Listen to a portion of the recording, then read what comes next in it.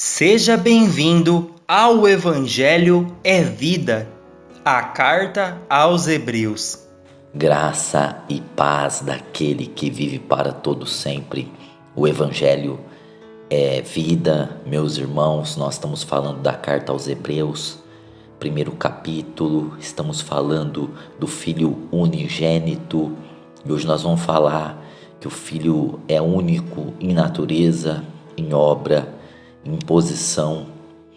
E nós vamos ler o texto aqui de Hebreus 1, 4 e 5, porque nós estamos estudando esse texto. Tornando-se mais excelente do que os anjos, quando herdou um mais excelente nome do que eles. Vimos tudo isso nos vídeos passados. Pois a qual dos anjos jamais disse: Tu és meu filho, hoje te gerei, e outra vez, eu serei seu pai, e ele será meu filho? Veja que nós estamos estudando esse versículo 5, que também se encontra nos Salmos 2,7. O escritor de Hebreus, ele tirou esse texto do Salmo 2,7, e nós estamos vendo Jesus como resplendor da glória de Deus. Hebreus 1,3 é a quarta característica do Filho apresentada ali, mostrando que ele é superior aos profetas. Nós também estamos vendo Jesus como a expressa imagem da pessoa de Deus, a quinta característica de Cristo acima dos profetas e dos anjos.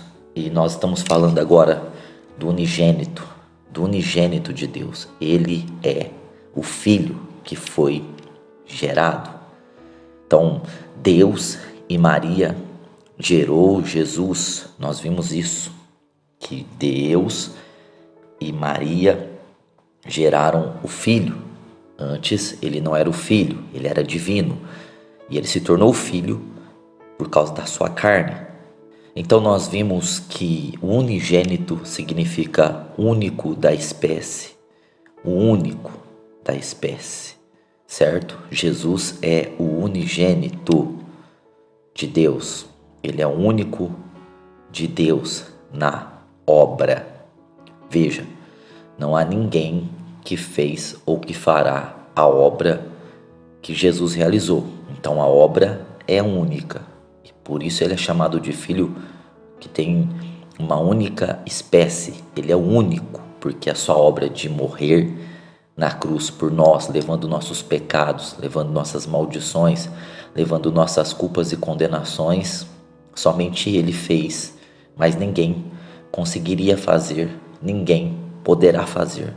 E Cristo, o único que ressuscitou dentre os mortos pelo poder do Espírito Santo, ninguém consegue fazer essa obra de morrer e ressuscitar. Então Jesus é único nessa obra. Jesus, ele é único na natureza. Veja que o Verbo se fez carne, certo? Ou seja, se fez carne e não espírito, porque no espírito ele tem a natureza de Deus. Como carne, ele tem um começo, e daí a palavra gerou, certo? Mas como espírito, ele é eterno. Então o Pai da eternidade estava revestido de uma carne temporal. Na natureza, ele é único porque ninguém em espírito é eterno. Todos nós somos perpétuos. Isso quer dizer que nós temos um começo, mas nós não teremos um fim. Agora, o Filho é unigênito porque ele é eterno, ele não tem começo, ele não tem fim. Então ele estava numa carne perpétua, que tinha um começo e não tem fim, porque agora ele ressuscitou em glória. Assim como a nossa carne também não terá fim, porque ela será ressuscitada em glória, à semelhança de Cristo, Filipenses 2:21. Agora em espírito, ele é eterno. E na sua posição, porque ele está acima de tudo e de todos, ele fez a purificação dos nossos pecados e por isso está assentado à destra da majestade de Deus. Seu posicionamento é único.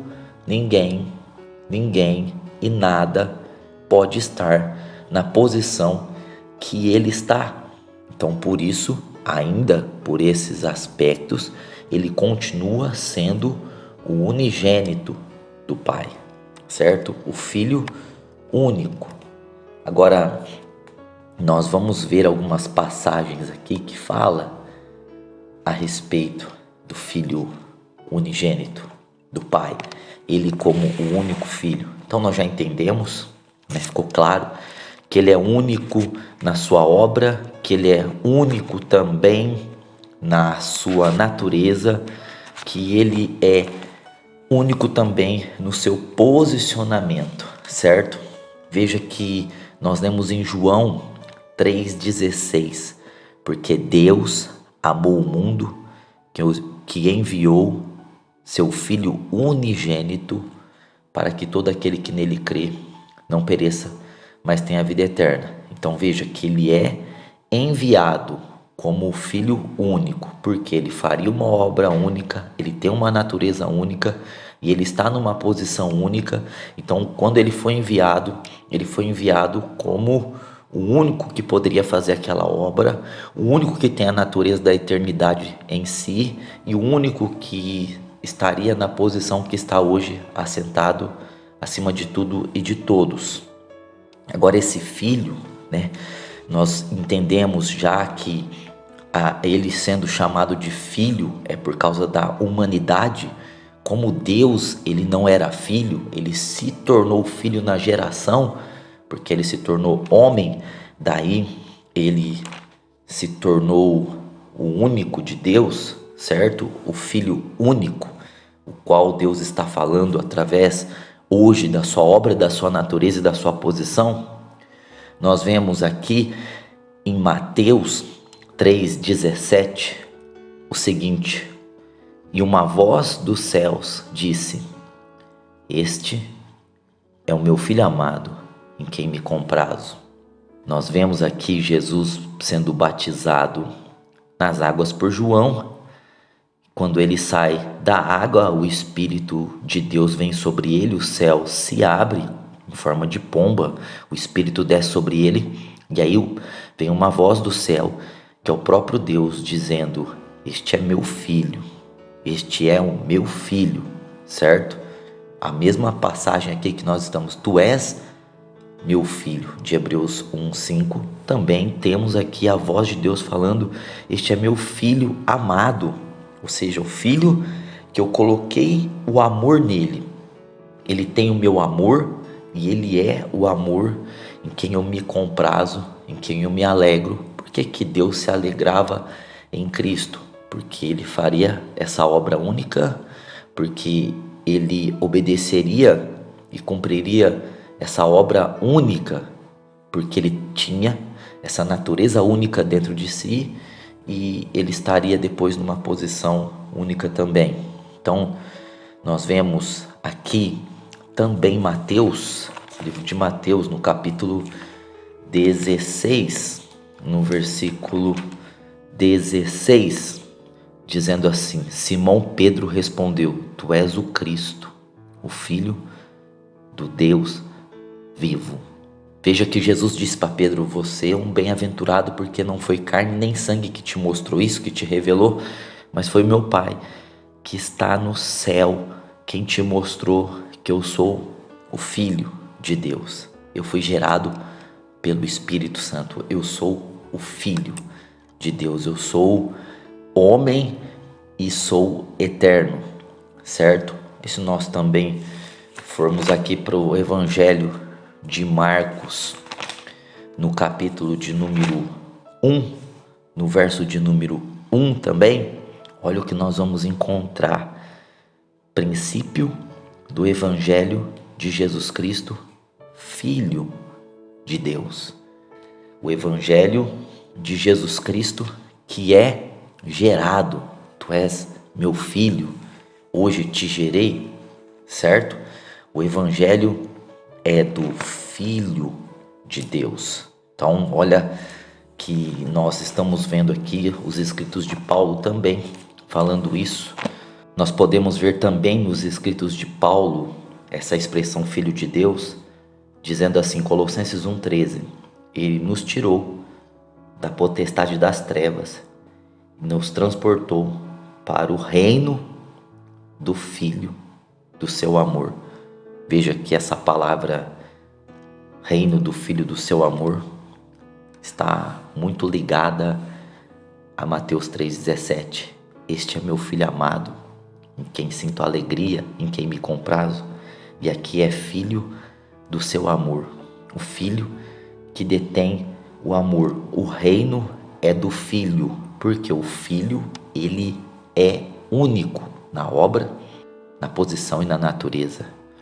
Veja que ele é Deus, porque ele tem a natureza de Deus eterno no espírito, e ele é homem por causa do seu corpo que foi gerado no ventre de Maria, e ele tem uma alma mesclada, ou seja, uma alma tanto divina por parte do Espírito Santo, como por parte de Maria. Então ele é único nesse aspecto, porque ele tem eternidade no seu espírito e ele tem humanidade no seu corpo, e ele tem eternidade e humanidade na sua alma. Ele é único, por isso é o reino do Filho. Ele é o único e o reino pertence a ele, o reino é dele. Então nós vemos também aqui nos escritos de João 4,15, 1 João 4,15, dizendo assim: qualquer que confessar que Jesus é o Filho de Deus, Deus está nele e ele em Deus. Então veja que até a nossa salvação passa pela confissão de que Jesus é o Filho de Deus. As pessoas acreditam em Jesus. As religiões acreditam em Jesus como um guru, como um mestre, como um profeta, como um filósofo, mas não como Filho de Deus. Porque como Filho de Deus, Deus está nele. Então se eu confesso, se eu declaro que Jesus é o Filho de Deus, ele foi gerado, ele veio em carne, o Espírito eterno de Deus se tornou carne e habitou entre nós, então eu recebo salvação.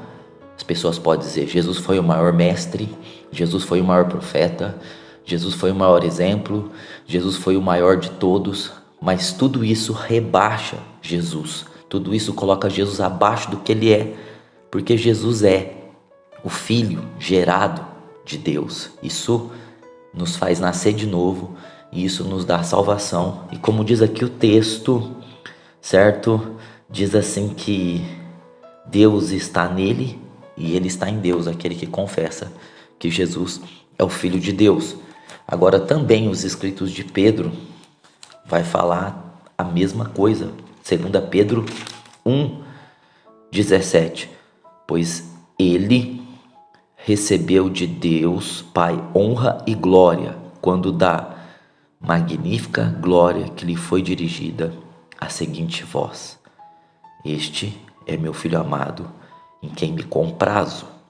Versículo 18. Ouvimos essa voz enviada do céu quando estávamos com ele no Monte Santo.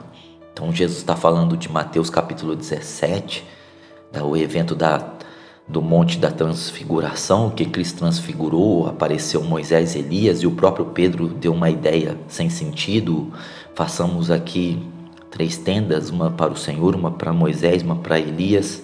E aí Pedro diz aqui na sua epístola, isso ficou marcado em Pedro, que Jesus recebeu de Deus Pai honra e glória. Ou seja, a honra e a glória não está com a lei, a honra e a glória não está com os profetas, a honra e a glória não está com os anjos, a honra e a glória não está com homem algum. Ele recebeu de Deus o Pai a honra e a glória, quando da magnífica glória que lhe foi dirigida a seguinte voz. Veja que a glória estava sendo dirigida ao Filho com glória, com manifestação de expressão, de poder, de virtude. Este é meu Filho amado. Veja que Deus disse: ele é meu filho que eu gerei, é o meu filho amado, é o meu filho que eu amo e é o meu filho que é o amor em quem me compraz novamente. Ou seja, no batismo de João, Jesus ouviu essa voz, João ouviu essa voz, os presentes ouviram a voz e no Monte da Transfiguração a voz foi dirigida de novo. Esse é meu filho amado, em quem me comprazo. A ele vocês ouçam. Então, Jesus, ele é o único na obra, Jesus é o único na natureza, Jesus é o único na posição. Então veja, por isso que ele é hoje ainda, nesses aspectos, ainda hoje ele é o unigênito do Pai, certo? Glória a Deus. As interpretações erradas de hoje. O erro de interpretação é rebaixar Jesus a uma criatura. Nós estamos vendo que ele não é criatura, nós estamos vendo que ele é criador. Rebaixar Jesus a um grande profeta ou ao maior dos profetas, isso é também um erro terrível. Rebaixar Jesus ao maior dos mestres, ao ser mais iluminado que já existiu, isso também é um erro de interpretação. Jesus é o Filho de Deus. Pedro disse: Tu és o Cristo, o Filho do Deus vivo. Já havia essa confusão no tempo de Cristo. O próprio Cristo fez a pergunta: Quem dizem os homens que eu sou? E eles responderam de forma até bonita, parecia ser algo muito grande. Eles dizem que você, Jesus, é algum dos profetas. Você pode ser o João Batista, você pode ser o Jeremias, você pode ser o Elias. Veja que estavam rebaixando Jesus, ainda que parecia ser um elogio tremendo, era uma maneira de rebaixar Cristo. E hoje as pessoas continuam rebaixando a Cristo, as religiões continuam rebaixando a Cristo porque estão apresentando o Cristo como uma criatura, estão apresentando o Cristo como solucionador de problemas, estão apresentando o Cristo como advogado, estão apresentando o Cristo como o curandeiro, como o adivinho. Pedro disse: Tu és o Cristo, o Filho do Deus que é vivo.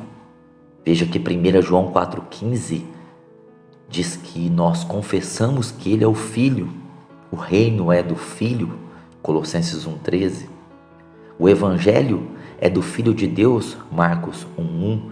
Deus não enviou anjos, Deus não enviou arcanjos, serafins, querubins, tronos, principados, potestades, dominações, seres viventes. Não, Ele enviou o seu próprio Filho, o seu único Filho, o que Ele havia eleito, feito a eleição antes da fundação do mundo. Veja que Ele é o Filho amado, em quem Deus tem prazer, em quem Deus se compraz. Ele é o Filho do amor. Então nós não podemos, com a nossa teologia, com as nossas orações, com a nossa mente, rebaixar o Filho, achando que porque Ele é Filho, Ele é menor do que o Pai. Deixamos bem claro isso. Ele é Deus, mas Ele não teve por usurpação ser igual a Deus. Filipenses 2:5. Ele se submeteu à vontade do Senhor e se tornou homem. E quando se tornou homem, se tornou filho, certo? Então nós temos que ver Ele como Deus, Filho de Deus. Deus, Ele é a expressa imagem da pessoa de Deus. Ele é divino, Ele é o resplendor da glória de Deus, Ele é o propagador da glória de Deus. Aplicação pessoal. Veja que tudo isso nós podemos aplicar já em nossa vida, alinhando a nossa mente, colocando as coisas no lugar, vendo que realmente o Filho é o Filho de Deus, é o próprio Deus. Mas nós vamos ler aqui 1 João 4,9, e a aplicação pessoal se encontra nesse versículo. Nisto se manifestou o amor de Deus para conosco. No que foi manifesto o amor de Deus para com a sua igreja, para com seus filhos? que Deus enviou seu Filho unigênito, certo? Unigênito, ou seja, o único da espécie, na obra, na natureza, na posição, ao mundo, enviou esse cosmos ao mundo para que por ele vivamos. Então, nós vivemos por Cristo, por ele, pelo Filho unigênito. Nós vivemos, então, isso quer dizer o quê? Que nós vivemos pela obra, nós não vivemos pela nossa obra, pelas nossas ações, pelos nossos esforços, pelas nossas ideias brilhantes. Nós vivemos pela obra pronta, realizada, feita, consumada, perfeita, completa e plena de Jesus Cristo. Por ele vivamos. Nós vemos na natureza do Filho. Ou seja, se alguém está em Cristo, é uma nova criatura, as coisas velhas se passaram, tudo se fez novo. É uma nova criação, é uma nova criatura, é uma nova natureza. A natureza que o próprio Cristo compartilha conosco. E nós não vivemos aqui dos domínios da terra, debaixo dos domínios da terra. Nós vivemos com Cristo, posicionados em Cristo, na posição de Cristo. Efésios 2:6. Nos ressuscitou juntamente com Ele e nos fez assentar nas regiões celestiais, ou seja, está falando que nós exercemos o nosso chamamento, a nossa vida, a vida da igreja, assentado no trono, com o poder do trono. Então veja que por ele vivamos pela obra, vivamos pelos recursos da obra, vivamos pelo sangue dessa obra, pela vitória dessa obra, pela graça, por esse favor que nós não merecemos. Somos salvos pela obra de Jesus. Vivamos pelo caráter, pela natureza de Cristo, pelo fruto do Espírito Santo. Vivamos na autoridade de Cristo, no posicionamento. Então veja que nós vivamos por Ele, na obra do unigênito, na natureza do unigênito, na posição do unigênito, na obra, na graça do unigênito, na natureza, no caráter do unigênito e na posição, na autoridade do unigênito do Pai. O Evangelho é vida, que você possa crer nesse Evangelho. Obrigado por ouvir o Evangelho é Vida. Se inscreva em nossos canais no YouTube, TV Aviva e Ministro de Fogo. A vida está em você. Até a próxima!